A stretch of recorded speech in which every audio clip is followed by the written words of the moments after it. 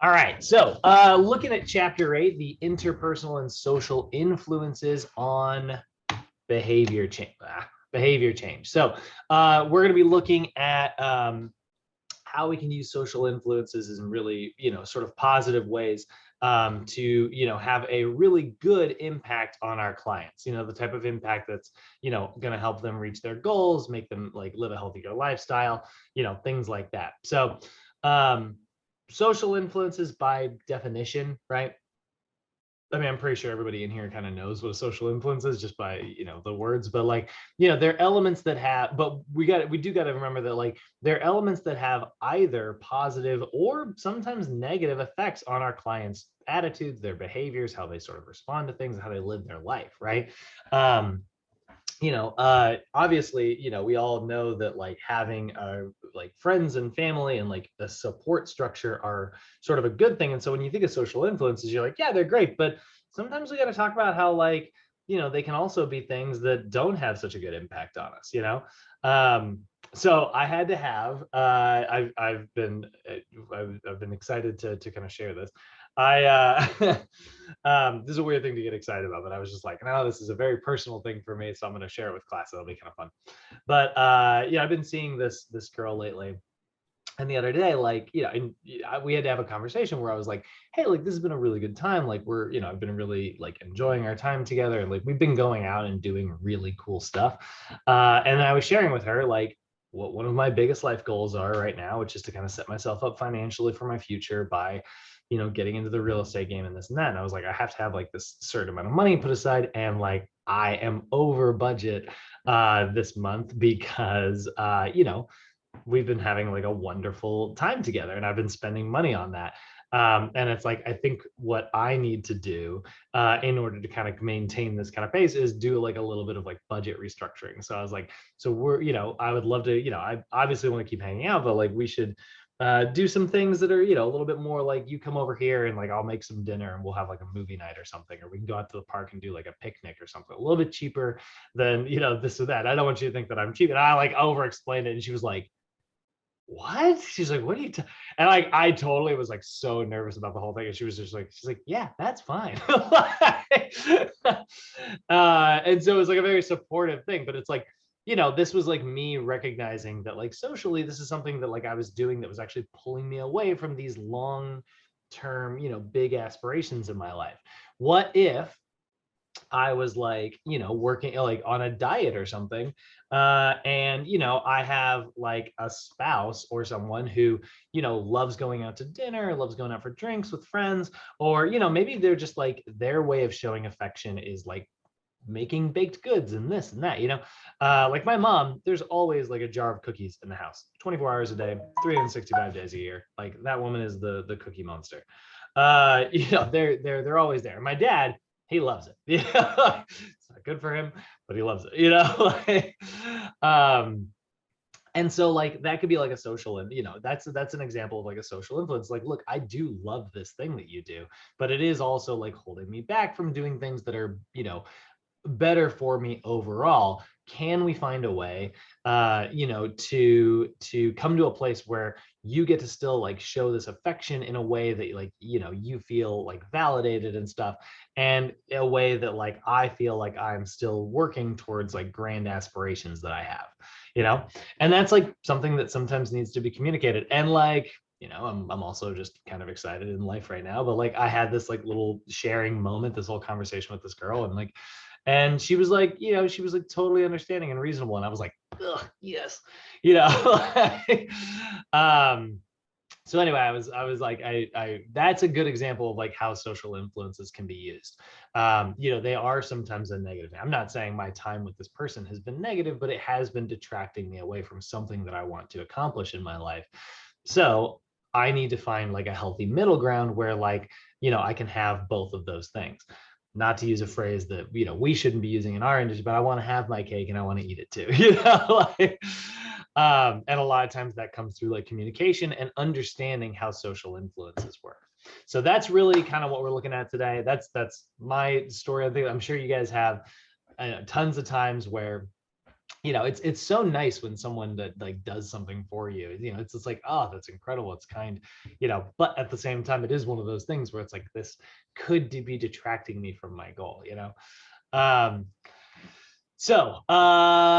yeah, let's take a look here. So our sources on social influences, it's our family, it's our friends, the media that we're surrounded by. Good Lord, the media is definitely a social influence. We are constantly looking at, the media that's telling us we need to look a certain way, we need to act a certain way, we need to make a certain amount of money, drive a certain type of car, all that bull crap.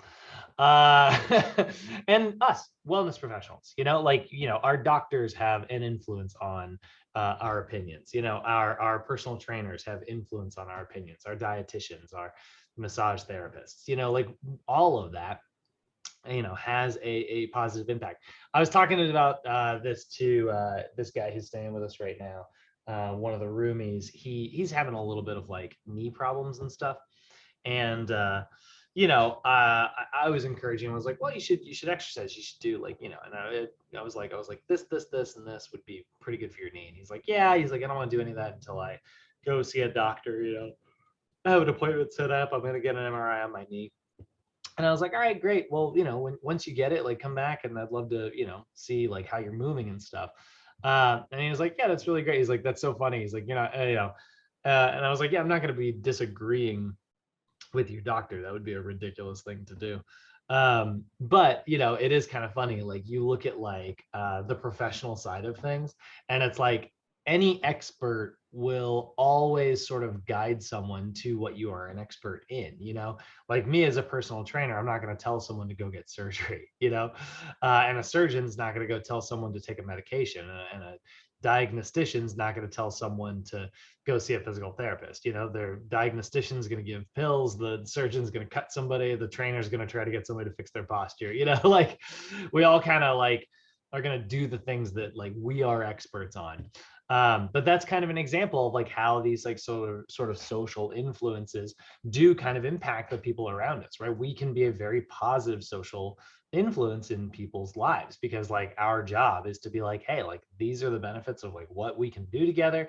And these are ways that like, I'm here to give you support and help and things like that. So those are a lot of the sort of sources of social pressure that people are going to experience. And so sometimes you'll call this like interpersonal influences, like it's the influences from one person to another, right?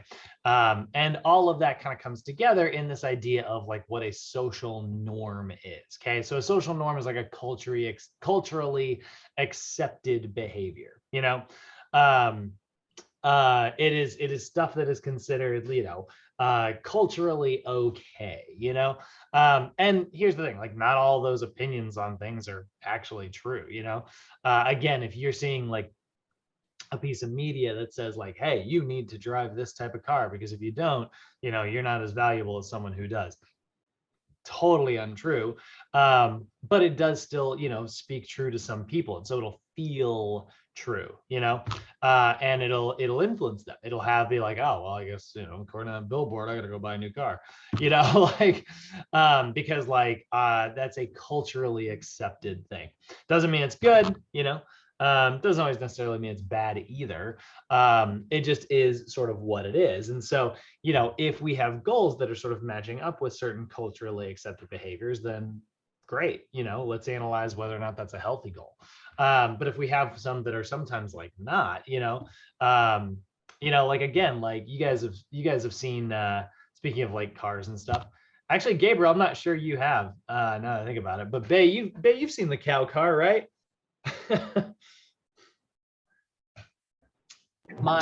Yeah.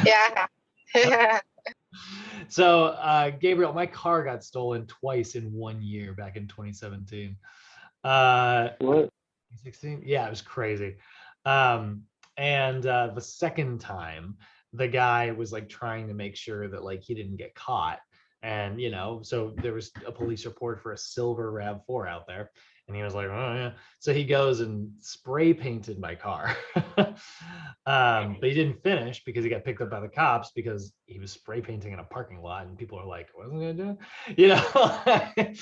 And so clearly he got caught.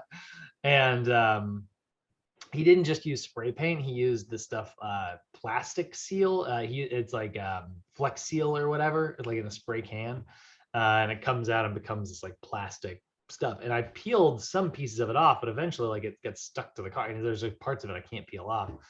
And because I've peeled parts of it off, now my car looks like a friggin' dairy cow. Like, it's got like the weird like silver and black patches all over it. Like, this is what my car looks like. So, here's the thing, I always have to like explain that to people. Where I'm like, hey, you're about to see a very weird car. The inside is lovely, the engine works just fine, but like, it's gonna be a weird looking car. And my dad was like, you gotta get that fixed. My dad's like from the 70s, he's like, he's like, you gotta get your car fixed. Like, how are you gonna pick up chicks in a car like that? I'm like, good Lord, and so like my insurance company like cut me a check to go get this fixed. And they were like, you can do whatever you want with that money. And I was like, whatever I want. And they were like, yeah. And I was like, well, I'm gonna put it in the stock market. The car may be ugly, but the home that it's gonna buy one day is gonna be beautiful. Like, but that's the thing. That's kind of what I definitely do feel a little bit of like awkward. I feel like I have to explain myself every time. Like, when we first moved in here, when the neighbors came over, I was like, hey, like, we are responsible, like normal people, just so you know. Like, I know that like this is gonna make me look like a weirdo, but I promise I'm a nice guy. It's like, I felt this like social pressure to explain myself because of social norms. I think that like the way that this looks is not necessarily a culturally acceptable behavior, and not acceptable, I shouldn't say. It's a culturally accepted behavior. So anyway, we can sort of use these social pressures, these social norms, like I said, for really positive, in very positive ways. This can be a form of like, we talked about positive reinforcement when we were talking about behavior change the other day. When you perform a certain way and someone's like, hey, good job, like, you did great out there. That little bit of like emotional support that you're giving your client makes them feel really good, and it positively reinforces their habits, which keep them coming back for more. It doesn't always have to be like, hey, like, you killed it today, let's go get a smoothie, or hey, you did great today, let's cut out some of this. Sometimes it can just be a simple verbal pat on the back, like, hey, nice work out there. Like, you deserve, hey, credit where it's due. You crushed it today. And then your client's like, oh man, yeah. And it's like, I want to hear more of that, So that's where we come in, right? This is the idea of what we call social support, right? So it's what social support is. It's the perception of care that you're receiving from like another individual, right? So it's like the influences that someone has on behavior from like an outside source within like your social circle. And obviously trainers, we are definitely going to be a part of someone's social circle. So there's going to be sort of 4 key types of social support. We're going to see emotional support. Emotional support can be shown and can be given through actively listening to your client, demonstrating care, demonstrating trust, being encouraging, right? All the things that you're just like, hey, nice job out there. A simple high five is a really good example of like emotional support. And I love high fives. COVID's killing me. I haven't been like high fiving as much as I used to, but it used to be like, for me, it was just constant, like up top, bam, bam. I am the self-proclaimed king of high fives. But that's definitely a thing. And then like sometimes like your client's just going to need to vent. They're working out, they're trying to get out their frustrations. Ben, I know you have a trainer. Gabriel, I don't know if you've ever worked with like a trainer, or if you've ever had like just like a gym partner that you work with regularly, but like, you guys know what I'm talking about here. The things that people share during a training session are vast and deep. People have an infinite well of weird things to share with you during your training sessions. The things that my clients have told me where I'm like, I don't know if I need to know that. That is some personal stuff. Sometimes that actively listening part of things is the reason people are coming to your sessions. It really is like a way of supporting people and keeping them on task so that they can continue making these positive changes that we're talking about. So emotional support, is a really good type of social support. We also have instrumental support. And instrumental support is actively giving someone a practical resource. So for instance, for all the ways that like we trash talk LA Fitness, one thing that they did that was really, really good is any new member would get a workout journal. And they would hand that out. And I always thought that was so cool because obviously you guys know I'm a huge fan of workout journals and diet journals and all that, any type of journaling. I'm a big fan of data, actually. It doesn't have to be journaling, but like apps, whatever. Like I just love data.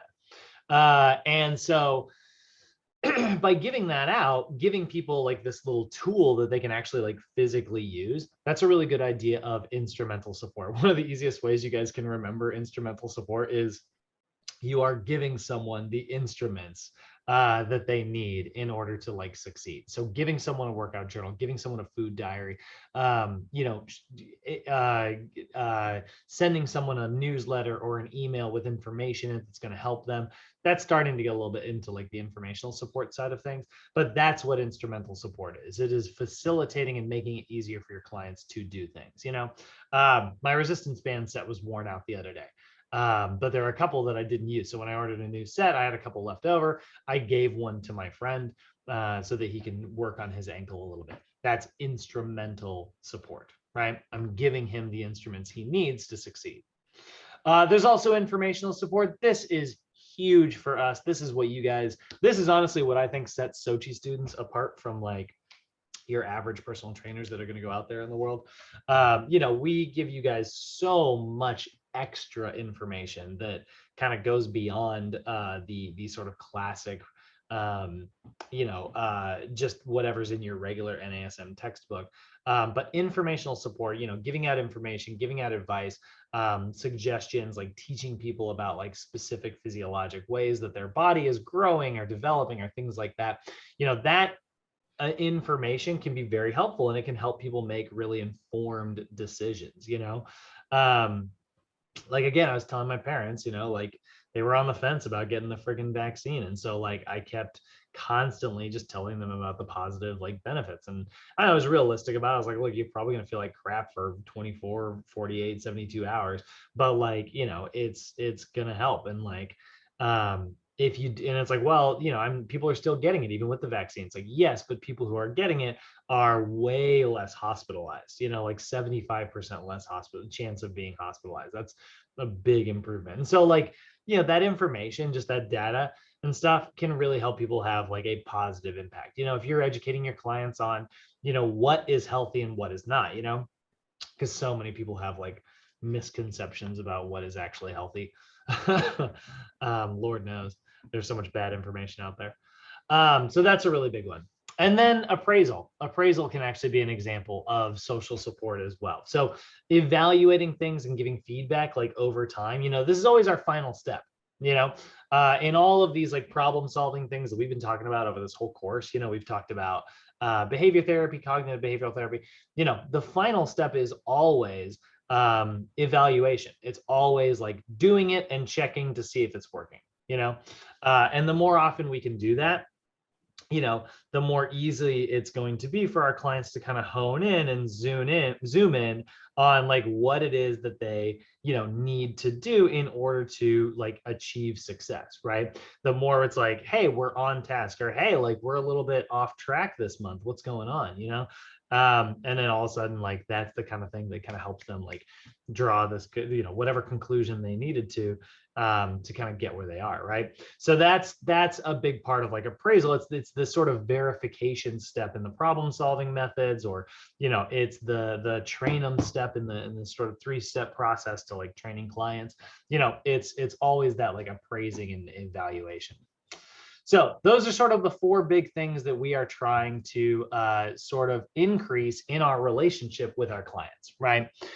So we as a fitness professional, we need to learn how to recognize social support in our clients. Are they getting emotional, instrumental, informational, or appraisal support from their, life? Are they getting it from like outside sources that maybe they have already before your relationship with them started?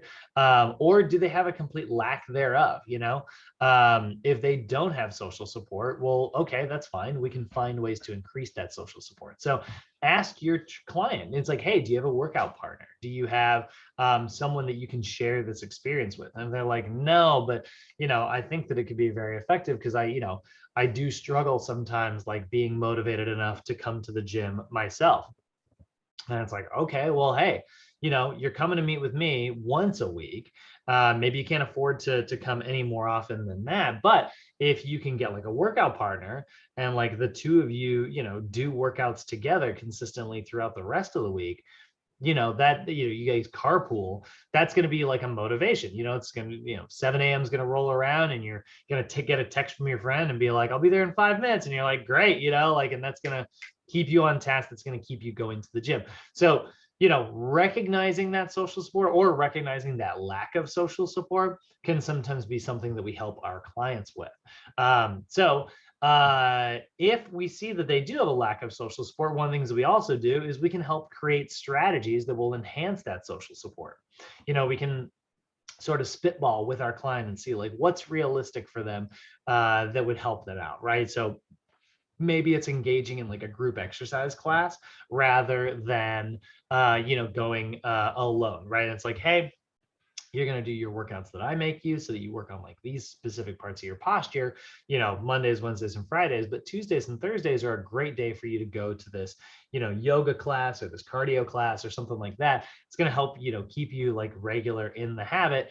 And this class is at the exact same time that our sessions are. So now you can just kind of get used to rolling out of bed at the same time every day, which is a healthy habit, going to the gym, engaging in our workouts and engaging in this other thing regularly. And that way it's not something that you have to like put effort into, right?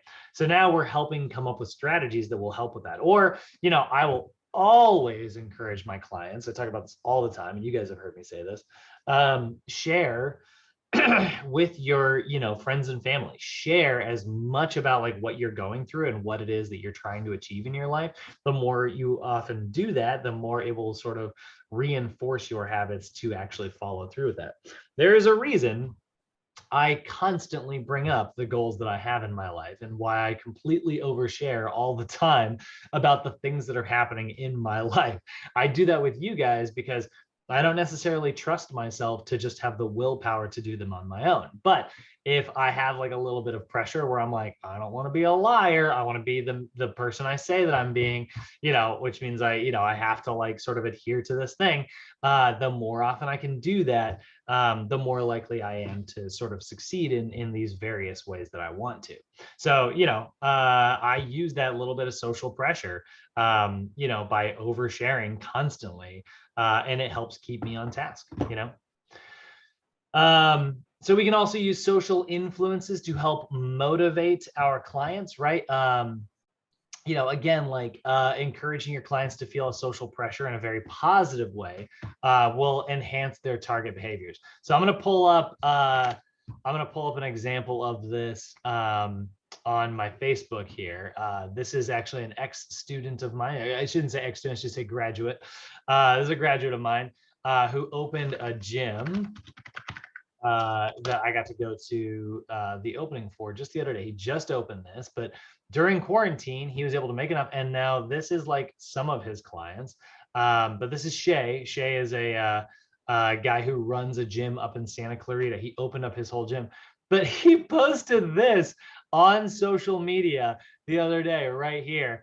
I guess it wasn't necessarily him that posted it, or maybe it was, I don't know, whoever posted this, but it's like, he calls his clients the rebels because it's Rebel Fitness. And he's like, hey, rebels, have you seen this? And he made like a missing poster.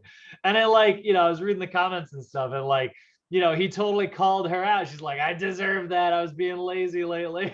Like he totally blasted her out on social media, and she's like, oh, fine, I'll be back on Monday, and that's great. Like it's a little bit of a tease, but it's a fun thing that enhances the motivation of our clients. I one time when I was working at it wasn't Biggest Loser at the time, it was Well Fit. there's someone who kept missing the morning session like consistently, and I knew her circle of friends like at the resort and stuff, and I was like, all right guys, we gotta go wake up so and so. And I was like, come here. And I gathered, I was like, boop, boop, boop. And I gathered like her three closest friends, and I was like, all right. And we went to, we made like our morning calls, and we're like, hey, are you making it to the morning hike? And she's like, I don't know, I'm just not feeling it today. And they're like, okay, sure, no problem. And then like, that was the front desk calling, and I organized. I was like, all right, excuse me, text me once you're done calling her. And she was like, okay, because that way I knew she'd be like up. So then, oh God, I'm gonna sneeze again. Sorry. So like I took her friends and myself, and we went to her cabin, and like after she got the morning call, I like knocked on the door. She like opens, she's like, what? And all three of us were like, hey, are you coming on the morning hike? And she was like, oh, fine. And she like grabs her shoes and like rolls out. And she was so mad at me, but it was great. It was the kind of thing that like that little bit of social influence, it had a very positive effect. And she was like, you're the worst. I was like, it was a beautiful hike though, right? And she was like, yeah, it was a beautiful hike, you jerk.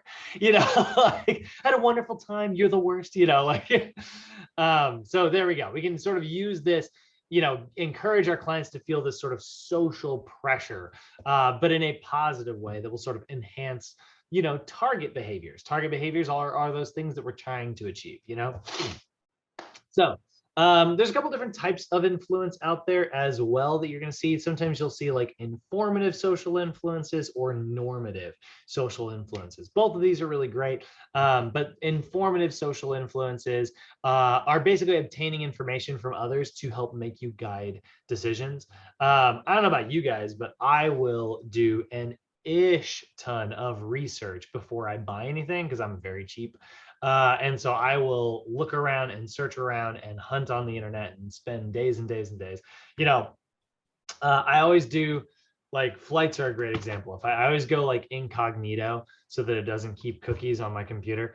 And I'll look up like flights from like the other day we were talking about like going to Vegas, and it was like Burbank to Las Vegas. We were like, how much are those flights, And I was like, hour for $35. I was like, yeah, I'll do that. And I was like, but then like, if I see like, there's like $235 right here, $350 right here. Like those are expensive versions. I ain't doing it. Like there's no way. Like I will do research after research after research before I ever decide to like buy something. And that's an example of sort of informative social influence. I'll ask people about things. I'll search for things, read articles, whatever it happens to be before I make like a major purchase or make a major decision. I'll read the reviews, all that kind of thing. So that's an example of like informative social influence. If your clients are kind of coming to you and asking you about information, and you are guiding them to make healthy decisions by giving them the correct information, that's going to have a really, really, really positive effect on them. So this is, that's great, right? Like we love we are a great example of informative social influence. But then there's also normative social influence, and this is making decisions in the effort to sort of belong to a group. This is what you think of when you think of like peer pressure, right? So peer pressure is where you are trying to act a certain way or behave a certain way in an effort to, fit in with the rest of like a specific group. So this is one of the reasons why like joining a group exercise class can be so effective, because it kind of draws you in and, gets you involved with like a community that you don't want to let down, or that you want to more likely fit into. And again, this can be used in a very positive way. This normative social influence is 100% the reason why CrossFit is so successful. Like, we got to give credit where it is due. CrossFit is an incredible business model because they have made exercising very, very fun. And they have made it very approachable. They're like, you don't need to, you can just come on in and we'll get you signed up and things. And they've made, the joke, that we've all heard a million times is like CrossFit's a cult, everybody always says that. And they're not necessarily wrong. I mean, like, it is a group of people that are all like have a very similar shared interest, and it keeps them motivated, and it, they don't want to let their team down, and they're more likely to engage in it.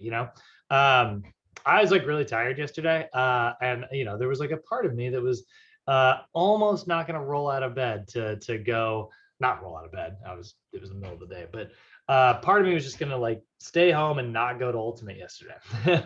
And I was like checking the group thread, and I saw that we had really good numbers. I was like, oh, it's a lot of people. It's like, I want to beat that. That's gonna be a really good game. A little bit of like normative social influence. Like I didn't want to, I didn't want to miss the game because I know that like the people I play on Saturday with, they're gonna be like, where were you on Wednesday? Happens every time. So that was a little bit of like normative social influence that made me go do a thing. And then I kicked some butt yesterday. It was great, so it was like a good time.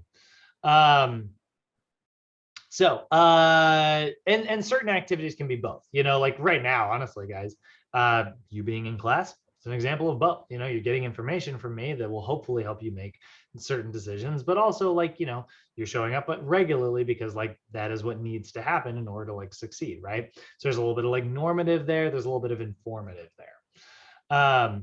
Now, when you're working with your clients, let's go ahead and shift gears a little bit. We've been talking about like putting our focus on the clients.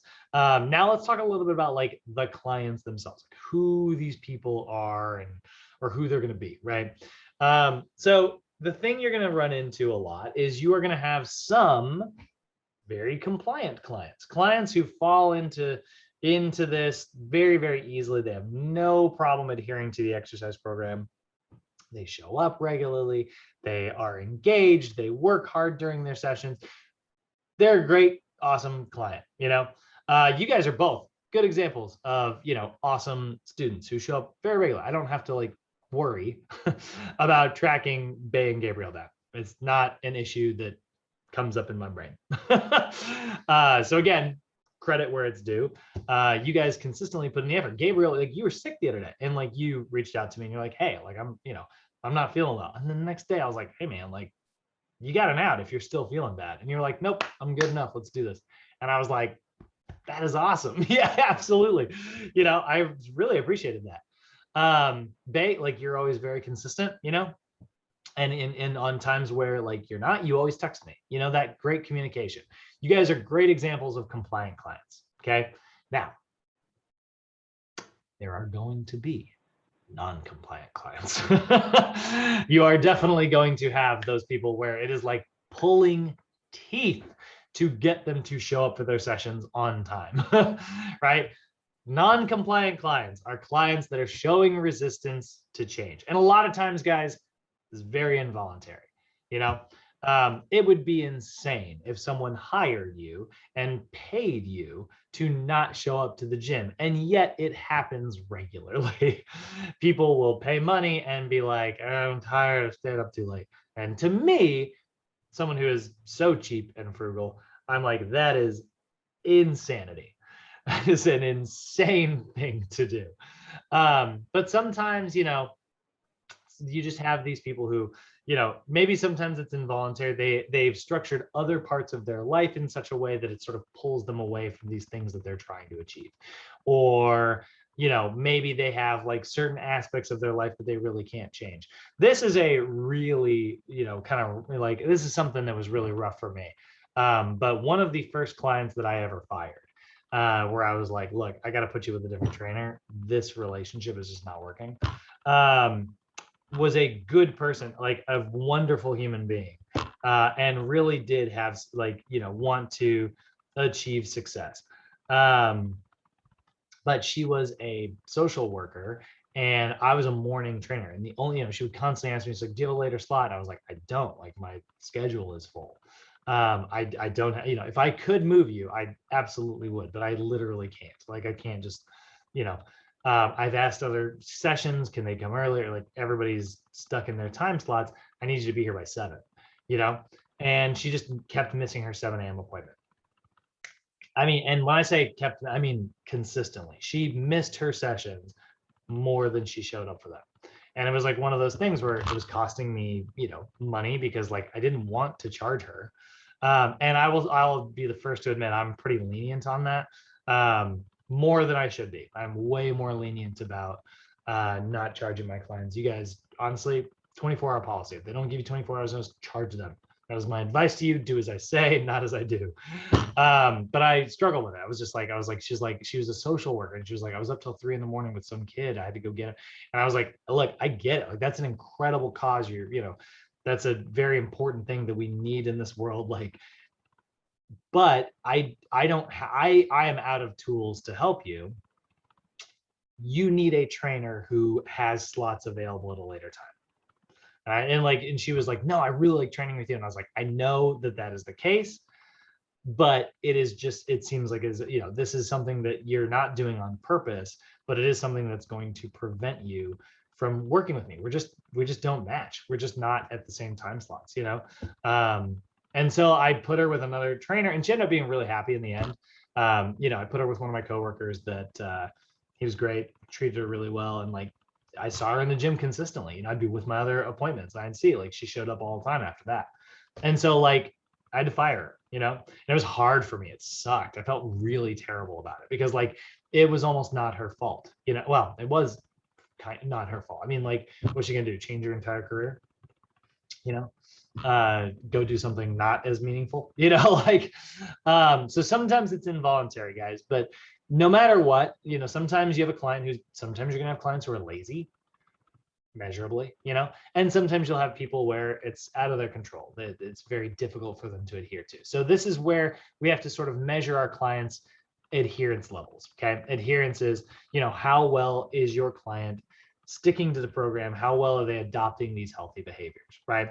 So if we're trying to analyze whether or not someone is able to adhere to a program, what we have to look at is we have to look at what their barriers are, right? So barriers are obstacles that will get in the way of achieving health goals. Now, here's the thing. There are positive barriers and there are negative barriers, okay? Both of these are going to sort of pull your client in a certain direction. So for instance, like positive barriers, these are barriers that prevent progress because they're really fun. Look, I get it. Cupcakes are delicious. Brownies are wonderful. My mother has never cooked anything on this planet as good as a McDonald's French fry. Like I get it. Like that stuff is delicious, but it is horrible for us, And so like, these are all things that like we want to engage in. They're positive, they're socially fun, they're engaging, but they are preventing us from reaching our goals a lot of times, right? So one thing that is more fun, I love my bed. I love it. I love being in bed. It's so comfy. I've worked really hard to get the right sheets, the right pillows, the temperature in my room just the way I like it. I love being comfortable in the morning, and so leaving my bed is a tragic story of loss. Every morning it happens, it's a positive barrier for me. It's this thing that I love that is sort of pulling me away from these grander aspirations I have. But I also want to be in good shape. I want to have good posture for the rest of my life. I don't want to deal with aches and pains when I'm older. I want to have the athleticism to be good at a sport that I enjoy playing. And so like those things, which are sort of, more positive to me, I'm weighing my options, is what sort of gets me to roll out of bed. It's the person I want to be. And it's not always easy, but that's what a positive barrier is. It's one thing is much more fun or engaging than something else, and so it pulls our attention away. There's also negative barriers. Negative barriers are things that prevent progress because of the sort of unfavorable circumstances of them. This is where when you think about like the gym and you're like, oh God, I'm gonna be so sore the next day. Oh, I don't even know if I want to go, right? That's like something you are sort of negatively thinking of. Maybe you're afraid of, something you don't want to engage in. That's a negative barrier that might keep you from doing something. Some people feel very judged when they are in the gym. I've known female clients who are like, yeah, I don't like going to a gym because I'm tired of people staring at me. And it's like, that sucks. Yeah, that is something that would definitely be very negative and would sort of prevent you from doing something, or maybe it's like a negative barrier, just like, I don't want to be sore. My legs are going to feel like crap the next day. It's like, or I don't want to be hot and sweaty, all these like things that sort of prevent people from engaging in something, right? That's what a negative barrier is, right? They prevent progress because our client doesn't want to do them, right? So we need to be able to kind of analyze that. We need to kind of take a look at that sort of negative barrier, and we need to find ways to sort of tear those down. We need to take a look at positive barriers, and we need to remember like, how to sort of overcome that, right? Personally, one of the best ways that I think like you can overcome a positive barrier is by remembering the grander aspirations and focusing on the future and how it's like, yes, it would feel good to roll back into bed and set my alarm for a couple hours later. Yes, that would, I can recognize that would be great. But it's going to feel much better than that. It'll feel 100 times better than that, 1,000 times better than that in 6 months when, you know, I'm hitting like a new PR on the deadlift, you know, or something like that. Remembering that, like, you know, long-term successful goal that's going to really make you feel really good is one of the best ways to sort of overcome like a positive barrier. It's like, look, I get it. Like, yeah, going to McDonald's right now would be faster, it'd be convenient, but like it is going to hold us back from what we want to really achieve in the long run. And then one of the best ways to overcome like a negative barrier is just to shine a light on it. A lot of times people are much more afraid of things. One thing that human beings are incredible at is one of the things that makes us the most dominant species on the planet, but it is also something that sort of like holds us back sometimes, is the fact that we are very good at forecasting into the future. Human beings are exceptional at being able to look into the future and see like what needs to get done in order for something to happen, and to sort of analyze and see what barriers are in the way. And those barriers sometimes, because it's something that might be hard later on, keep us from even starting down the journey. This is sort of what leads to a lot of procrastination sometimes, where you're like, oh, I can get started, but as soon as I do, I know I'm gonna have to deal with this thing that I don't want to deal with. And it's like stressful and difficult, right? So many people don't start exercising or don't start eating healthy because they are afraid of like how difficult it is going to be once they do. They're afraid of that first missed session. They're afraid of like, you know, that first time their friends want to go out to an unhealthy restaurant or something. And they're afraid of that, like the failure that those things may bring, right? So we're really good at looking into the future, but like, that's something that, you know, isn't necessarily a positive thing. That's often something that sort of holds us back. So planning is great, but sometimes like you know, this is why again, we want to plan and we want to have sort of a backup. We want to have an action plan for maybe what occurs if something does get in the way, you know? So we also have a lot of like different peer pressures. That's another thing that we're definitely going to run into. Peer pressures are where we see certain like social biases. So social biases are biased attitudes towards like a specific group of people or maybe a specific like group of individuals, right? And a lot of times that is sort of being created by different types of like peer pressures. So I do want to show you guys a quick little video on this. Social biases, is that what I used to look up? Is this the video? I thought it was one of these.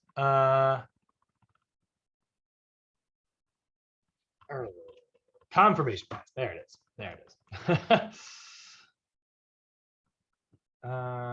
Share sound here. All right, we got a little TED video here.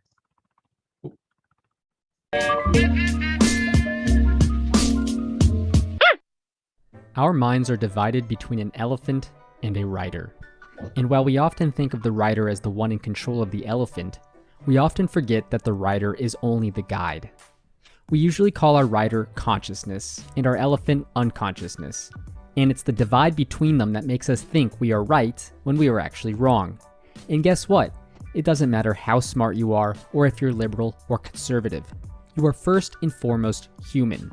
This means that you are also biased toward yourself, your beliefs, and your values. Bias is simply when we think in a way that leads us to be wrong. It's unavoidable and hard to recognize. There are literally hundreds, if not thousands, of different types of bias. But one of the most familiar to us is called confirmation bias. This is when, for example, you see some politician on TV denying that the climate is changing and only legitimizes the facts that support her or his point of view.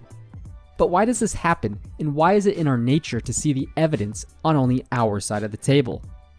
Our brains have to understand a shitload of data, but it can't. So instead, it takes shortcuts so that we can focus on what we think are the most important bits. These shortcuts are stored deeply in our unconscious mind and is the reason we create stereotypes. For example, when we grow up, we mostly see men as leaders and women as caretakers. Think about it. Can you name one female US president? How about one actor that is typecast as a stay-at-home dad? Because of these life experiences, our brains create patterns and store them in our elephants or our unconsciousness. These patterns then turn into generalized thoughts and expectations about most things, in this case of men and women. It turns out that in many cases these generalized thoughts are wrong. Women can make pretty great leaders and men can be amazing stay-at-home dads. But even if the writer understands this, it's still hard to control what our elephant believes. This explains a lot about why our brains have these patterns and why they create stereotypes. But what about why we try to prove people wrong even when we are wrong? A theory in evolutionary psychology says we evolved our ability to reason as a way to further our social agendas, justify our actions, and defend the groups we belong to. Why? Groups that work well together often beat groups that are made up of selfish individuals. In a way, we are all self-righteous hypocrites. Our elephants want us to survive so that our group dominates. Part of this means we often find evidence that supports a belief that we already have, rather than looking for the evidence that opposes our already held belief. And everybody is prone to this kind of confirmation bias, this video included. One recent example of confirmation bias is President Trump's nominee to lead the White House Council on Environmental Quality, Kathleen Hartnett-White. Ms. White doesn't believe that human activity is a major driver of climate change and claims that carbon dioxide emissions is good for the environment. On one side, you have millions of people that will immediately call this bitch crazy. But if you ask those disagreeers why, many of them won't be able to share the evidence to disprove her. Instead, they will go with their gut, aka their elephant, which can also be right, by the way. At the same time, if you were to ask that crazy bitch Ms. White why she believes CO2 is good for the environment, satellites already show a greening of the Earth, in part from the very small amount of carbon dioxide involved with using fossil fuels. she'd probably give you a list of her reasons, but wouldn't address the evidence on the other side of the table. She probably would also leave out the fact that she is a lobbyist for the Texas Public Policy Foundation, an organization founded by arch-conservative Christian billionaire James Leninger. This is an organization that has a mission to deregulate markets and has been funded by ExxonMobil, Chevron, and other companies dubbed the who's who of Texas polluters. She might also leave out the fact that she's a bad person and doesn't really care about how her actions affect others. For example, she voted to build coal plants near Dallas even when the mayors and officials of those areas strongly opposed it. Let's just say that Miss White's elephant is fucked up. But because of her bias, she as the writer probably doesn't even know that and probably thinks she's doing the right thing. And this is why she, you, and I are all often wrong. We forget that we can be wrong, and it's especially hard for people that have been stereotyped as smart their whole lives to admit that their elephant is in more control of them than they are as the writer. And as an expert, it might be even harder to say, I was wrong, and harder still to say, I don't know. Miss White is an expert, and so are thousands of other scientists and policymakers. But as an expert, politician, teacher, human, or whatever, it's our responsibility to make decisions and judgments that are as bias-free as possible and admit when we are wrong or simply don't know the answer. Unfortunately, those in leadership are often the ones that are least likely to do that. Thank you for watching, and please subscribe, like. So that is one type of bias. There's actually a lot of different types of biases out there. But confirmation bias is sort of one of them that is, I think it's it's one of the easiest to understand. I definitely, know that all of us, everybody struggles a little bit with confirmation bias. Like me, I always make this joke where I'm like, man, if there was like an Olympic gold medal that could be given out for picking the slowest aisle at the grocery store, I would win it hands down every time. I am the best in the world at picking the slowest aisle. Like inevitably what will happen is I will end up behind someone who's just got like a million coupons or doesn't know how to use a freaking chip card reader. Like I feel like I find that person every time. And like the reality is that chances are that's just the speed at which these things move. And so like, but my perception is that like I should be able to move through these things much quicker. And just because my perception doesn't match with reality, and maybe there's plenty of times where like I go and I get out of there fast, but I don't notice those times. What I notice is when, it's slow and I'm frustrated, behind someone that's moving a lot slower than I am. And so that is a great example of confirmation bias. Most people think they are an above average driver. And they've taken surveys. Let's see here, actually, I can look that up. What percentage of people believe they are an above average driver. So average would be 50%. We should see that this statistic shows, we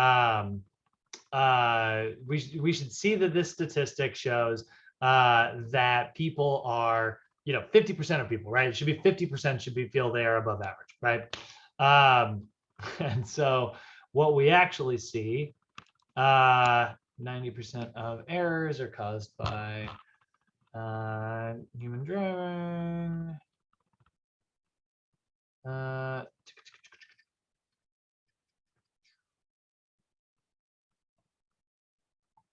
I didn't actually see a number there. 73% of people believe that they are above average drivers. With that statistic being a little bit higher amongst men, 80%.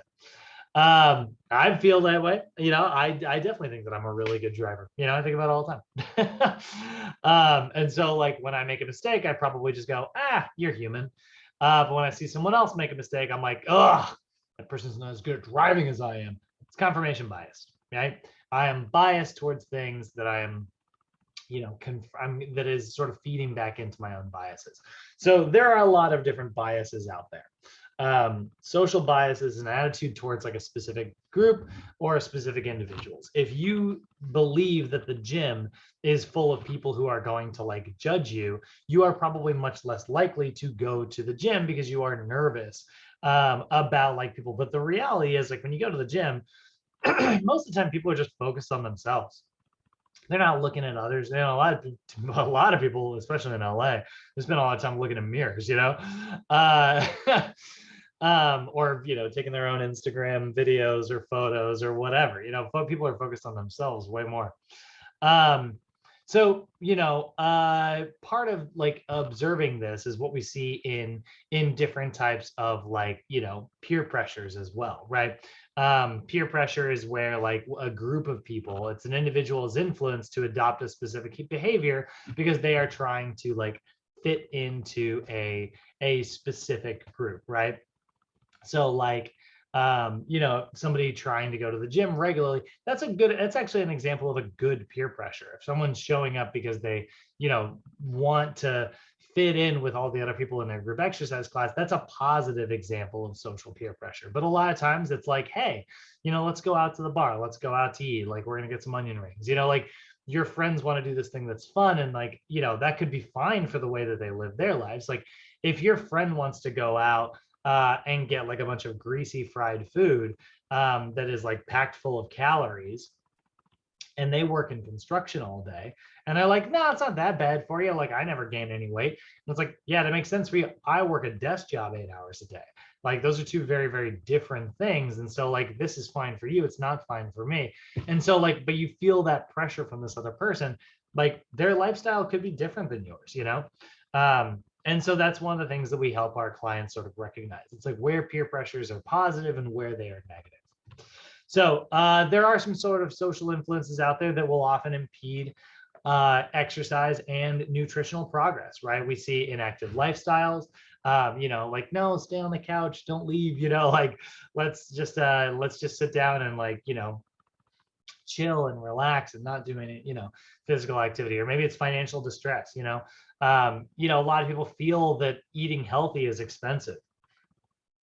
People will say like, and don't get me wrong, like you go to like Tender Greens, you go to like a healthy restaurant, a lot of times those foods are actually more expensive, but eating healthy doesn't have to be expensive. It can sometimes be time consuming, but like taking the time to like make your own potatoes rather than buying like a processed bag, that little change is actually like, potatoes are really cheap and they are packed full of potassium and vitamins, minerals, and all kinds of stuff. Like they're great for you, Mm-hmm. So that's sometimes like financial distress can be a peer pressure. Social behaviors is a big one, right? Things that like you sort of regularly engage in and kind of get used to. Life roles, obviously, like if you are the caretaker in your family, that can be a really big one. Or just a generally sedentary lifestyle. If you grow up around sedentary lifestyles and that's what you are used to seeing, it is going to be very difficult to, be a little bit more physically active. So Social influences, they can absolutely be used, but to help your clients adopt healthy behaviors. Remember, we talked about informative social influence earlier, right? Well, the USDA puts out like choosemyplate.gov, which we've talked about in our nutrition classes, right? This website here that is sort of encouraging people to, use the MyPlate system when it comes to creating food. This is a bit of informative social influence that will hopefully have a positive impact on the way people eat, right? And so you can see like a little bit more about like fruits, vegetables, whole grains, proteins. There is dairy. There's an app now.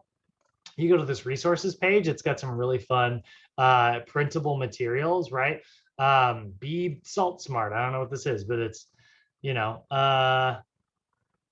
a little bit about like, how you can, avoid like getting foods that are like too salty, which could like raise your blood pressure, what about some behavioral milestones, right? We're looking at like what happens like, with kids as they are sort of growing up here. So these are just some really, really great,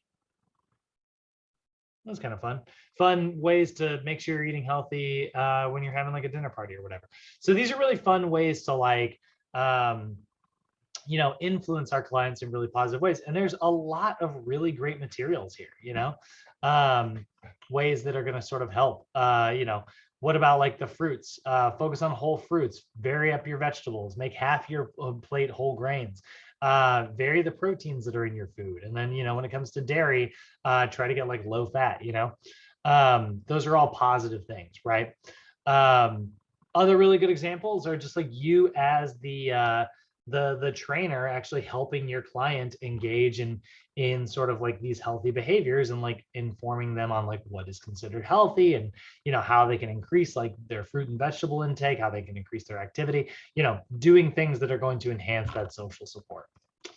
So I got one more video to show you guys here. This one's the one of the NASM videos. So again, not always the greatest actors, but it's a good video still.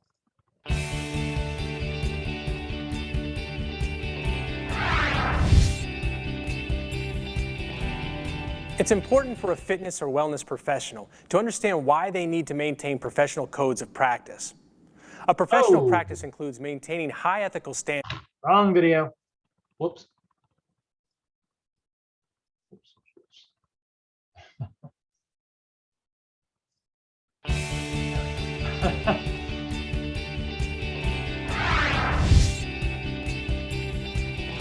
Social influences have both positive and negative impacts on a client's attitude and behaviors. It comes from many sources such as family, friends, medical professionals, the media, and fitness and wellness professionals. Social support is the perceived care a client is experiencing from others. Clients should seek out support that is positive, helpful, and encouraging as it relates to the efforts involved in maintaining a healthy way of life. The professional should take time to recognize the social support or lack thereof a client has, create strategies to enhance it, and then maximize social influences to motivate clients. All of this will allow professionals to create more effective programs for clients. Informative social influence is another type of interpersonal influence that occurs when a person seeks out or obtains information from others, such as doctors, friends in similar situations, or other perceived experts. Normative social influence is when an individual seeks to become part of a group that is experiencing similar things. As clients start adapting and adhering to fitness and healthy eating habits, they will be exposed to several types of barriers that need to be overcome. Peer pressure is a type of social influence that occurs among similar members of a group. This can alter a client's behaviors, values, and attitudes. Peer pressure has been shown to be both detrimental and instrumental in getting people to eat healthier, and therefore should not be neglected in the coaching session. The media in particular carries an especially strong form of social pressure. Television, magazine, and internet ads can help shape a person's attitudes to lead to a healthier lifestyle. Understanding social influences and managing them correctly will help the professional set the client up for success outside session time. Okay, so so those are sort of our biggest sort of fundamentals there. Now, when we're looking at sort of how social cognitive theory sort of works, right?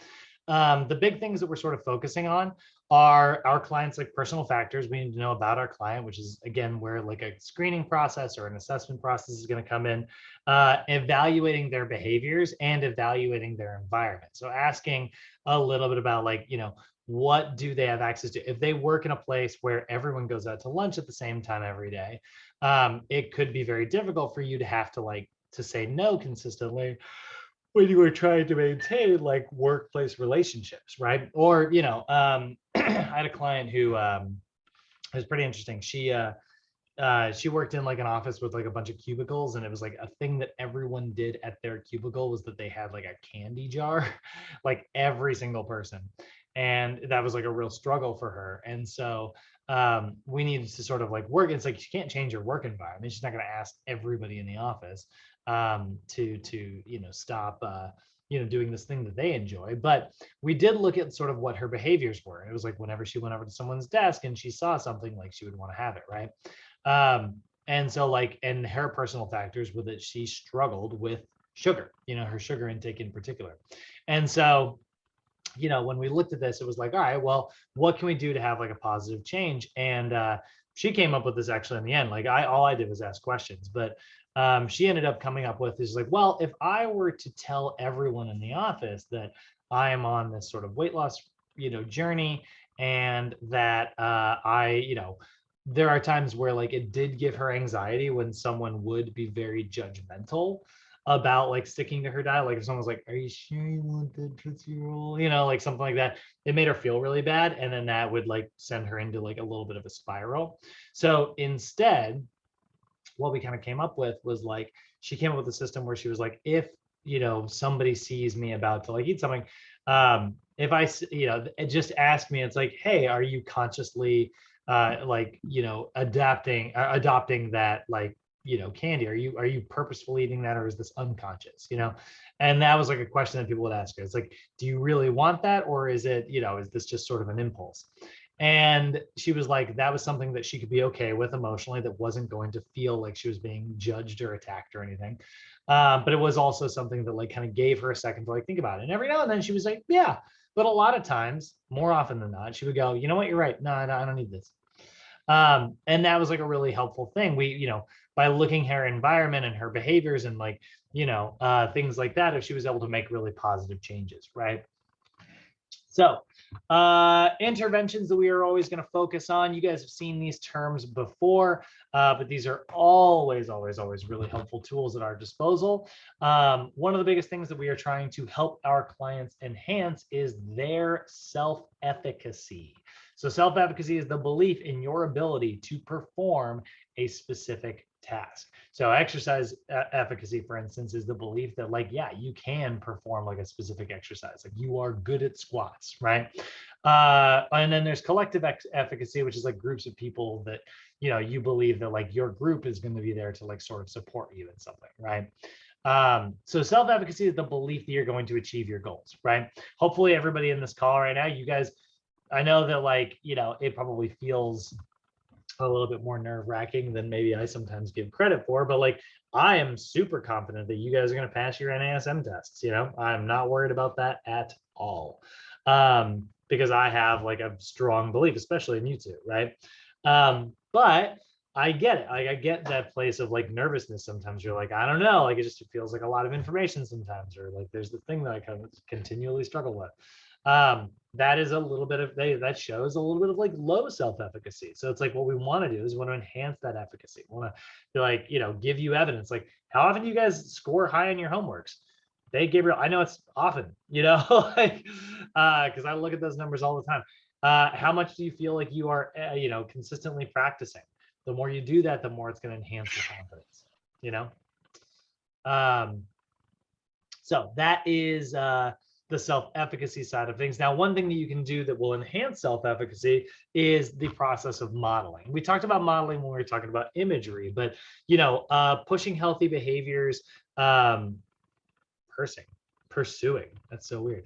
Oops, pursuing healthy behaviors easily easily observable as role models, right? So like the more often you are acting as a role model for your clients, the more often you're doing things, the easier it will be for them to see, how easy it is to sort of adopt these healthy behaviors, right? So I'm always sharing with my clients, like, what my exercise routines are. I always share with my clients, what my diet is. Like the more often I can do that, hopefully the more often it's inspirational for them to go, well, I guess it is kind of easy to stick to, and I give them the tips and tricks that make it easy for me.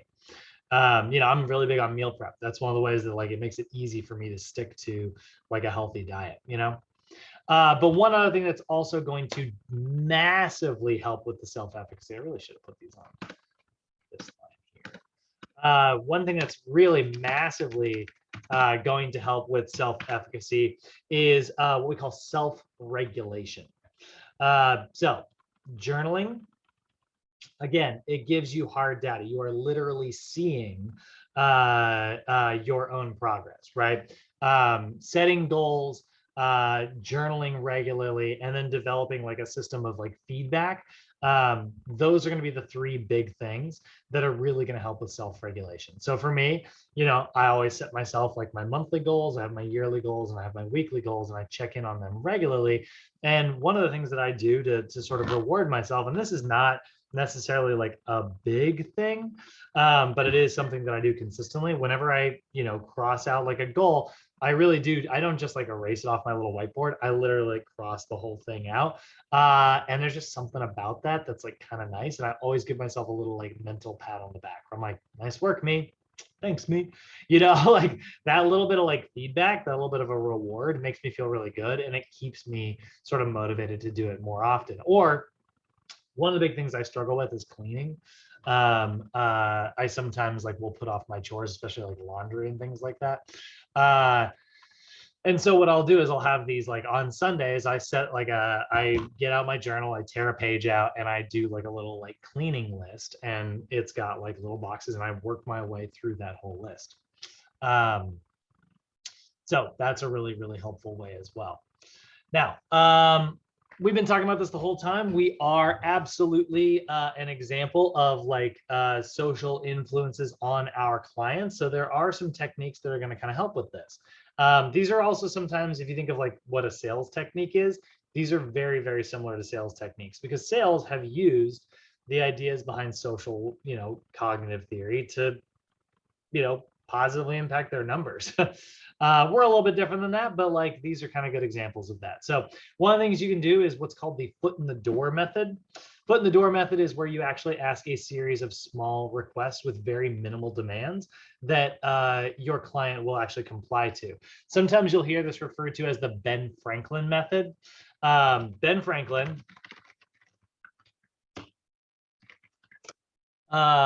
was notorious. If he wanted to get someone to like him, he would ask them for a favor. That's a very weird thing, because you'd be like, wait, this person doesn't like you. Wouldn't they not want to do a favor for you? But if he had like someone that kind of didn't like him, Ben Franklin would ask for a very, very small favor from someone else so that he could thank them afterwards. That's very similar to the foot in the door method. When you get someone to do a favor for you, or when you ask someone for a very small request, it puts them in the mindset of saying yes, and then they are much more likely to adhere to that request later. So for instance, if you were trying to get your client to exercise more regularly, you could start by saying, hey, all I want you to do is come to the gym twice a week and go for a walk 3 times a week. That's all it is. You only have to drive here twice a week. You make it kind of seem like a little bit small. Then as they get a little bit more used to things, that's like, you want to put them on a more advanced routine, we can sort of up the ante a little bit, and we can start asking for bigger and bigger things later down the line. Or maybe it's just, for me, a good example of that is like meal plans. You guys, I think both of you have heard me say this before. When my client wants like a new diet plan, in the beginning, I will just start by telling them I want them to eat colorful plates. Like, try to get as much color on your plate for now. We'll worry about changing your diet later. I use that in 2 ways. I use that one way to keep people from trying to change way too much too quickly, which often makes them feel overwhelmed and then they fall off the wagon. Or I will use it when I have a client who's like, nope, I'm just here to train. I don't care about the diet stuff. I will use that as like a small foot in the door method to get someone to start thinking about changing their diet. Now, the exact opposite of that, but it is also very effective, is the door in the face method. This is sort of the opposite of the Ben Franklin method. This is where you are going to make a ridiculous request, something that is actually that you know your client is going to reject, so that it makes them go, all right, well, I guess I will settle on this, this is like a negotiation technique. You think about like haggling with someone where you're like $100 and they're like, no way, $10. And it's like, no way, $10. All right, I will go as low as like 80. That's the door in the face method. Somebody makes such a ridiculous request, they know that is going to be rejected, that it makes it easier. So if you were to say, all right, we're going to start by exercising like 6 days a week, and then I want you to go for a walk in the evenings after your sessions. And it's like, that's a lot of exercise. I don't know if I can keep that. It's like, all right, well, what about 3 days a week? That's a big example, but like, that's what the door in the face method is. And then there's the that's not all method. This is often what you see in a lot of businesses and stuff. But the that's not all method is basically making an offer seem as pleasing as possible so that it's very easy to adhere and stick to. So it's like, hey, you can get this. When you start exercising, you're going to feel better, you're going to look better, you're going to have more energy, and it's like, you're going to and that's not all, and that's not all, and you'll get this, and that's not all, you'll get this as well. It's like all these like positive things that you're trying to sort of point out. So I lied earlier when I said one more video. We got one more video. Last one here.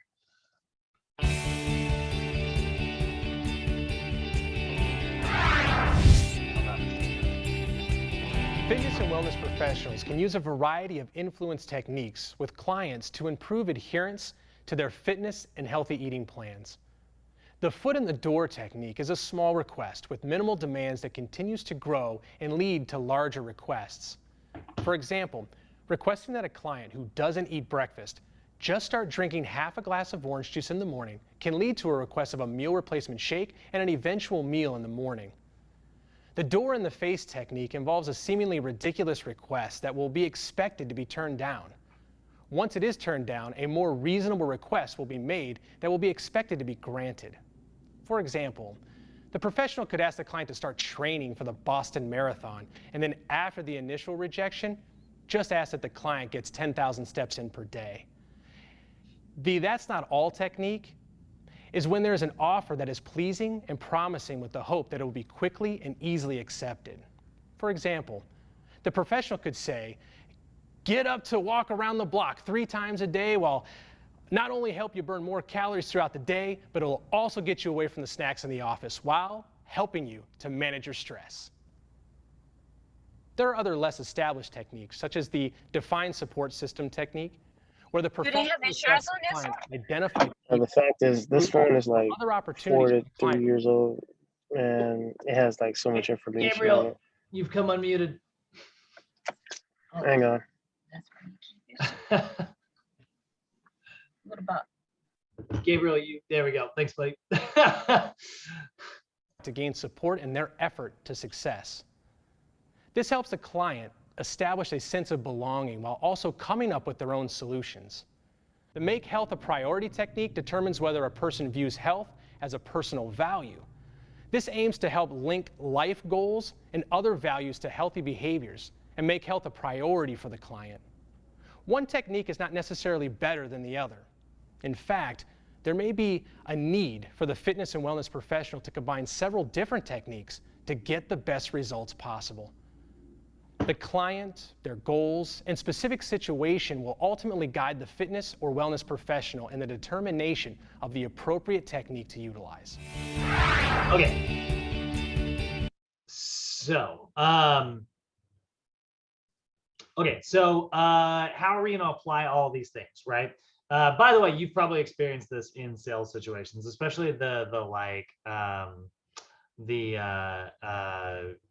door in the face method, where they're like, oh, this car is $30,000. And then like, they go to the manager and the manager comes back. It's like, we can give you a $3,000 discount. And then suddenly you're like, well, that seems like a good deal, right? That's another example of door in the face method.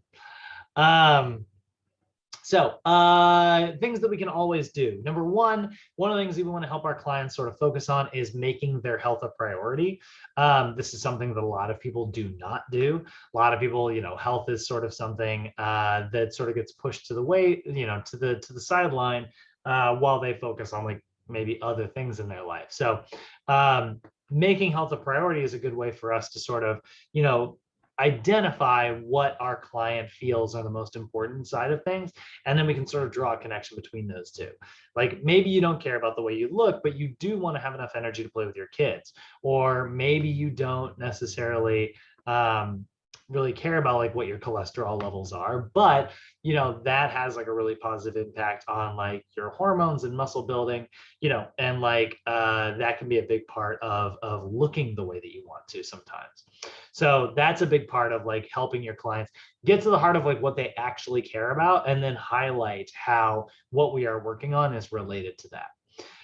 And then problem solve, sit down with your client, figure out like, what's going on, what are their barriers? And it's like, look, I know you like sleeping in, but do you like sleeping in more than you like, feeling good and looking good, which do you care more about? It's like, well, I care more about this. And it's like, well, your actions indicate otherwise. So we need to make like a change, right?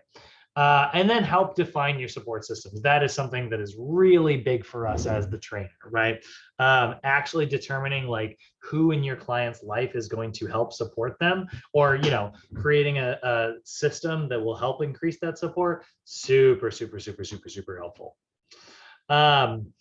Make sure you're always paying attention to your client's attitude. If you notice that like they are struggling, they have like, if they are, what's the word? Oh my gosh. Unmotivated. Apathetic. If they're apathetic towards what it is that you're trying to like work towards, you need to figure out like what they're actually passionate about. Sometimes like you could like help your clients make the wrong goal. Again, sometimes people say it's like, I want to lose weight. What they mean to say is they want to look a specific way. Those aren't necessarily always the same thing. So there are some things to consider. There are like multicultural considerations here.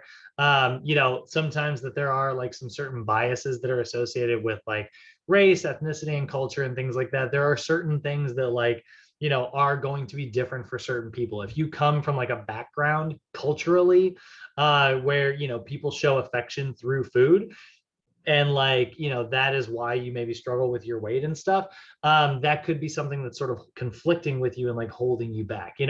Different backgrounds, different folks from different places, right? We do see there are definitely some impacts here on people's health and stuff like that, right? So like economically, right? Like I come from like a family that didn't have a lot of money growing up, and so like I was always told that like eating healthy was expensive. And that's not necessarily true, but what is true about it is that eating healthy does often take more time. And my parents, who were working, 50 hours a week to barely afford their mortgage, which in the end they couldn't afford. My parents, who were working like consistently to like be able to do that and like struggling to keep their businesses open, that was like they did not have time to cook healthy, and so like instead they had to cook things that were fast and easy, which unfortunately were unhealthy, right?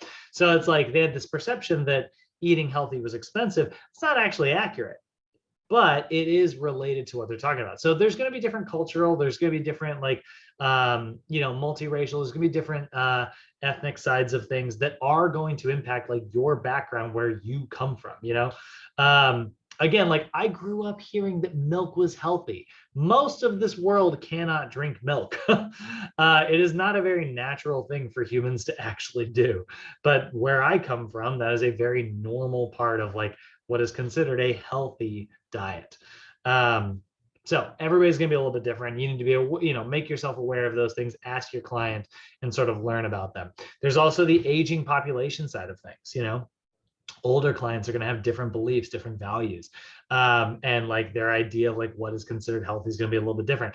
We used to believe that smoking a cigarette was a great way to calm your nerves and de-stress yourself. We used to believe that cigarettes were healthy. There are literally advertisements talking about how cigarettes are healthy. That's insane. It has zero redeeming qualities, and yet people grew up hearing that stuff. So we need to come to terms with that. We need to be aware of that so that we can sort of make these positive changes. So looking at the social interventions here, looking at how we are going to sort of apply these things depending on where our client is in the stages of change. We may have clients who are pre-contemplators. We may have clients who are, not necessarily intending to change. Some of the things you can do, again, we're trying to push them forward through education, right? So what you can do is give them informative support, send them an article, advise them to subscribe to some type of social media, start learning about the healthy lifestyles, right? People who are contemplators, they're thinking about it, but like they don't know how to start, right? They're intending to change within the next 6 months, but it's a far ways away here. So how do we do this? Well, it's like, well, now we start like, hey, I want you to start thinking about like what your life would look like. If this applied directly to you, what are some positive ways that would impact your life? Help encourage your client in that, right?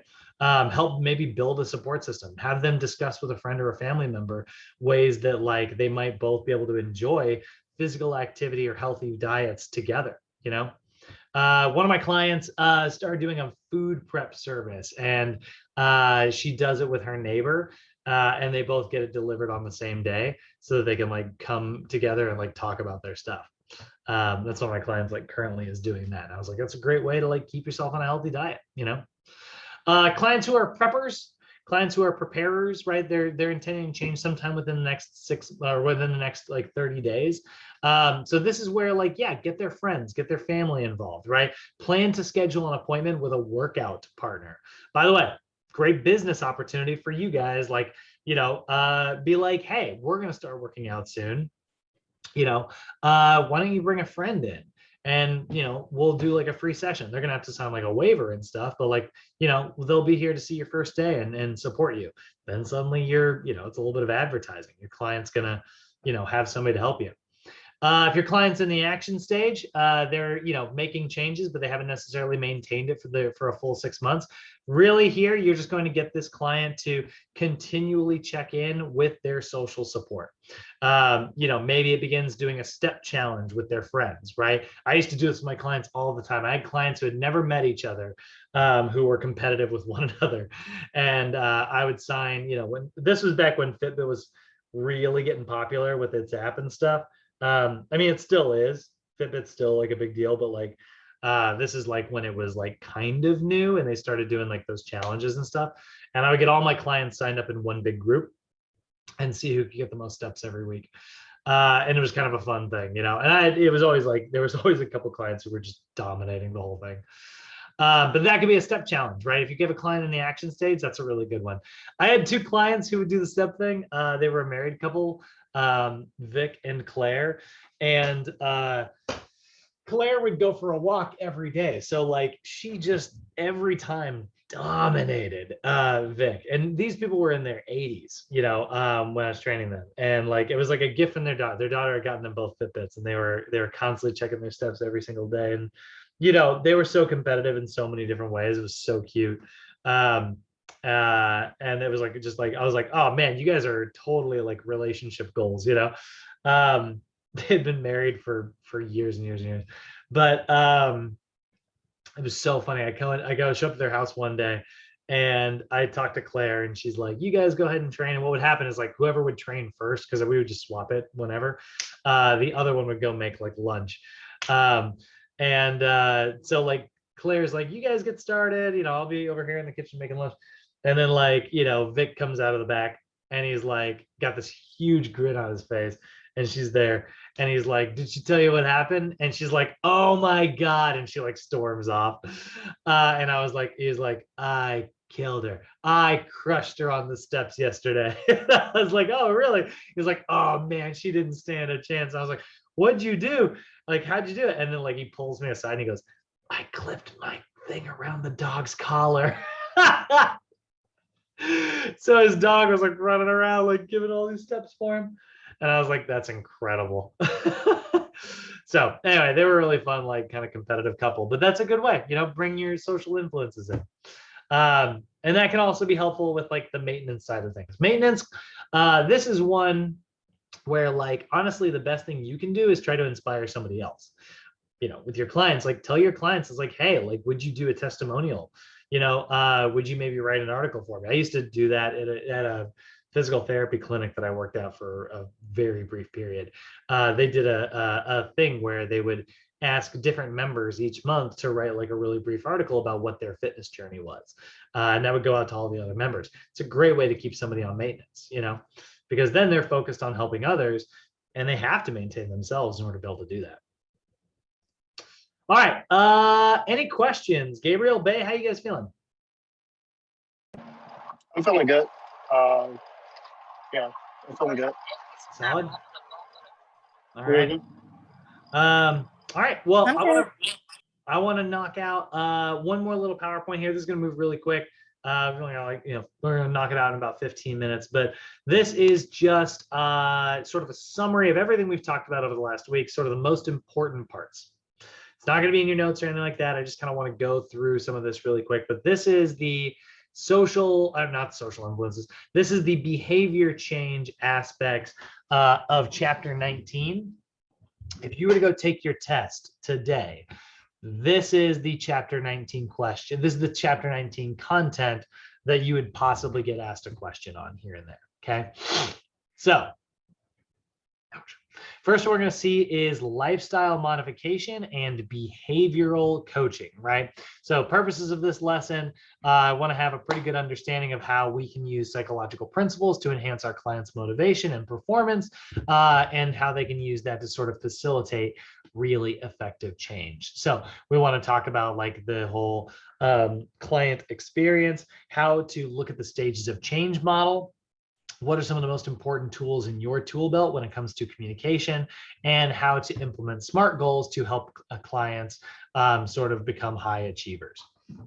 So we know that 75% of the adult population is not partaking in regular physical activity. We are seeing like, about 75% of people are not getting at least 30 minutes of physical activity per day, which is not that much physical activity, but people still aren't getting it. So this is looking at some of the essential elements that are going to help with that. Some of those elements are going to include looking at our initial session, how to communicate effectively, and how to help our clients set achievable, but realistic, achievable, but challenging goals. So when it comes down to it, guys, when it comes to like communication, you get about 20 seconds to make a good first impression. That is often what they have observed. That is about how long it takes for someone to make their first judgments about another individual. So if we know that that's true, you want to make a very good first impression in that 20 seconds. Make eye contact, introduce yourself by name, try to say their name as well. If you can do that, people like hearing their name. Try to smile, shake their hand with confidence. And then try to use good body language. Don't close up. That is, don't put your hand in your pockets. Don't put your hands behind your back. Stand openly so that you are communicating that you are open and that you want to have a conversation. When it comes down to it, you should also be trying to look as neat and clean as possible. That's going to sell a professional appearance and a professional attitude. Try to make sure that when you are building this relationship, you are making the client feel as if they are being heard, right? They are being listened to. So ask questions related to whatever it is that they are talking about. Don't forget, it is always really important to convey that you are also going to maintain confidentiality in your client. You're not going to go blabbing about their personal information. You should be friendly. You should be warm, compassionate. You are also going to want to ensure that you are collaborating with your client. We've talked a lot about that. Your client's goals should be self-determined. Yes, you are there to help them structure their goals in a way that those goals are going to be more effective. But if your client comes to you and says, like, they're trying to lower their cholesterol, and then you are talking consistently about putting on muscle or changing like their weight and stuff like that,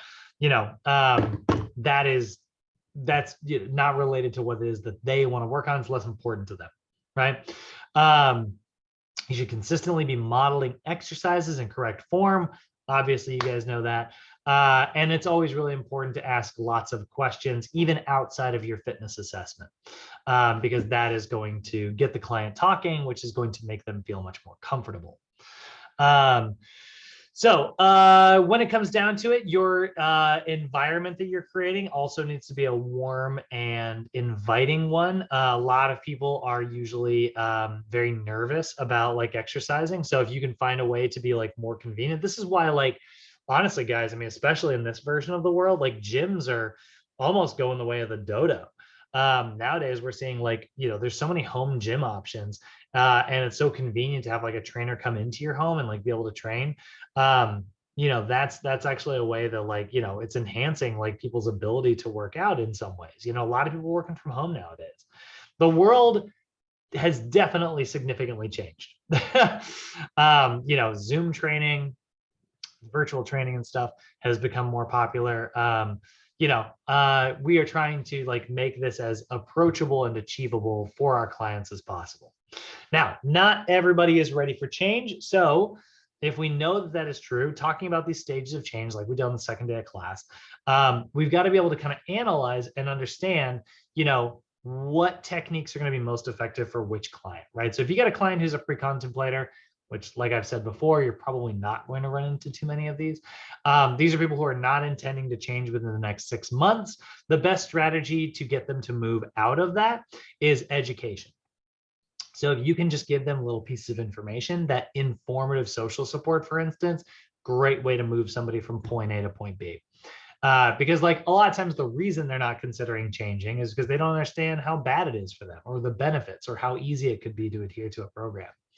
Then if you get a client who's like, they're like, yeah, I know I need to quit smoking. And it's like, I'll do it in the future, right? 6 months from now. If somebody who's in the contemplation stage, they do intend to change eventually, but sometime within like 6 months, long ways away. So here, these are people who maybe are considering becoming more active, maybe who are considering like adopting healthier lifestyle and eating better, stop smoking and stuff like whatever it happens to be, right? So what you can do to push them forward is to get them to start seeing what their life would look like. So it's like education that's specific to them. That's how you get a pre-contemplator to become a contemplator, to become a prepper, a preparer. People in this stage, they might actually exercise, occasionally, but they're not like regularly exercising. They are intending on regularly exercising sometime within the next like 30 days. Maybe this person already has like a gym membership, but they've never used it, right? They believe in the benefits of exercise. They believe that like they can, that it could benefit them in particular, but they just don't necessarily know how to get started. Again, they're like any other human, really good at seeing into the future, but they're seeing so many obstacles. They're like, I don't know if I can do this, right? So a lot of times preparers, one of the best ways to get them to move into the action stage is to teach them how to remove those barriers, right? They're worried about all these things that are on the road. Teach them how to get those things out of the way, right? That's a really great way to get someone to move out of that stage. Now, if you got a client in the active stage, action stage, which this is where you're going to run into a lot of clients. These are people who have started exercising, but they want something that's like a little bit more specific so they don't fall off the wagon. They haven't necessarily been able to maintain this for a full 6-month period. So our strategies are here, are continue providing them with education, but we're trying to strengthen their belief in exercise. And we're trying to like enhance their persistence, right?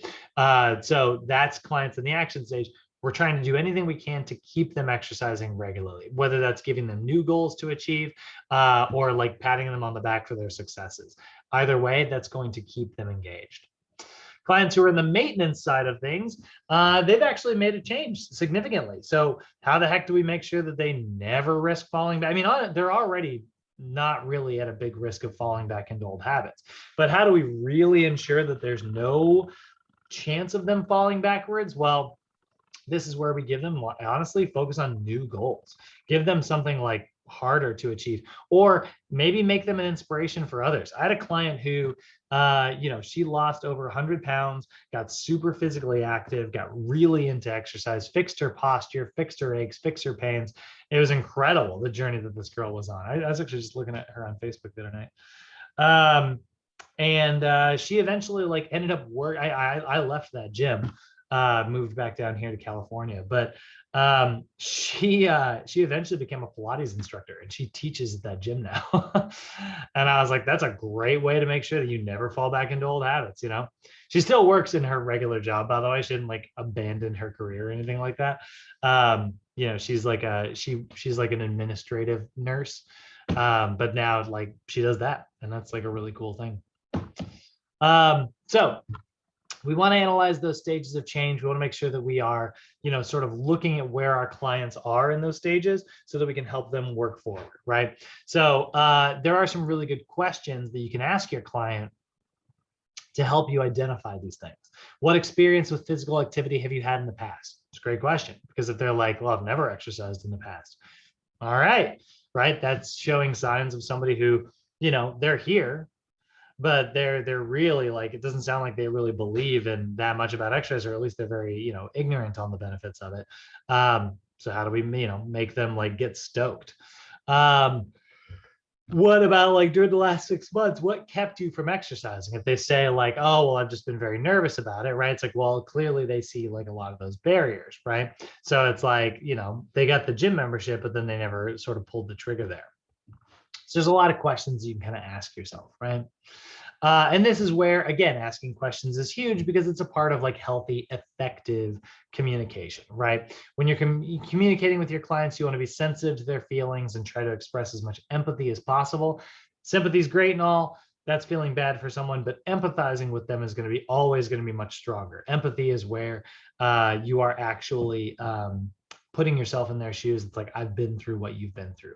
I've never gone on like a massive weight loss journey personally, but there are things that I have like tried to achieve in my life that were very difficult for me. So that's how I connect with my clients. Communicates consistently with your personality, your training style. Learn how to develop your personality, guys, like, and let that shine through. That is going to be a big part of this as well. And then always greet your client with a smile, and be as supportive as possible. This is where nonverbal communication is key. It's not always about what you say. Sometimes it's about how you act. Your body language is huge. So active listening, like I said earlier, hugely important here. It's more than just having good communication. It is actually having a genuine interest in what your client says. You want to make somebody feel as if they are heard, ask them a question, repeating the same language that they said. If they're like, it's just been really hard because I've always struggled with this my entire life. And so you might say, repeat that back to them and ask them a question and say, so when you say like your entire life, when did you start feeling this way? Like at what age did you really start like feeling, this lack of self-confidence, that way I'm like, it's very clear that like I heard exactly what they said. Now, like I said, there is like a lot of different types of support that you can give your clients. Here's those different types. There's instrumental, giving your clients the tools that they need. Emotional support, giving them, the empathy and sympathy, or maybe sympathy, emotional like feedback. Informational support, maybe you're just educating your client. And then there's a little bit of a slightly different one. There is also the companionship side of things. Simply being a body, it's huge. This is why, again, like having a workout partner is super, super key. There's also group influences on exercises, right? Those group influences that are out there, it's their family, it's their friends, could be an exercise leader or an exercise group. So we can use that in really positive ways to create, good positive barriers that have positive impacts rather than like negative barriers. The big negative barriers that you're going to run into are things like, oh, I don't have enough time. Or maybe somebody will set like goals that are just ridiculous. Like, oh, I saw in Us magazine that I could lose 14 pounds in 3 days. It's like, ugh. yeah, if you chop your arm off, like the unrealistic goals, or a lack of social supports. Like, who in your life do you think you could like get to start exercising with you, and that would keep you motivated? It's like, oh, I have nobody in my life who could do that. It's like, oh, all right, well, that sounds like something we could maybe work on. Let's get you enrolled into like a group exercise class. Let's get you to start building a community. Or I got a client who also trains at a very similar time I could introduce you to. That same client I was talking about a moment ago, actually, the administrative nurse, she worked out with her boss, which was crazy. Like she was like, hey, I think my boss would be interested in training with you. And I was like, not interested, because her boss was working with my boss. she already had sessions with him. And like, she came to me, she like approached me. She's like, hey, I've heard such good things from so-and-so. I'd love to start training with you. And I was like, okay. So I like had to go to my boss and I was like, hey man, like, it was really awkward. But the two of them worked together and it was great. I would do these duo sessions with them and they got so motivated.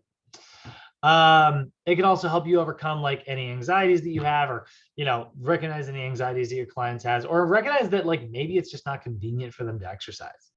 That's okay. We can find ways to make it convenient. Right? That's where we're going to come in. Another thing you want to do, get your client to set goals. SMART goals, absolutely key. Specific, measurable, attainable, realistic, timely goals, right? A specific goal is one that is very clear. There's no ifs, ands, or buts about like what it is that they're trying to achieve. A measurable goal is usually very quantifiable. Doesn't always have to be number-based, but oftentimes number-based goals are very easy to make measurable. So instead of I want to lose weight, I want to lose 10 pounds. Attainable goals are goals that are extreme but not impossible. And it is very obvious what you need to do to achieve these goals, right? It makes it very, very, exactly what needs to happen, right? Those are the best goals. Realistic goals are ones that like can actually be achieved. Again, if it's something that is unrealistic, that can demotivate your client. Timely goals have a deadline. Deadlines are a super effective tool that you have at your disposal. So the date should be realistic, but it also shouldn't be too far in the future so that your client like loses sight on things. This is why we sort of like a mix of long-term and short-term goals. Long-term goals keep you focused on something in the future. Short-term goals provide you feedback about like whether or not you are going to get there. So summarizing everything up in my literal summary PowerPoint here, the summary of the summary. True success can be rare because oftentimes people are not, putting strategies in place to succeed. What's that phrase?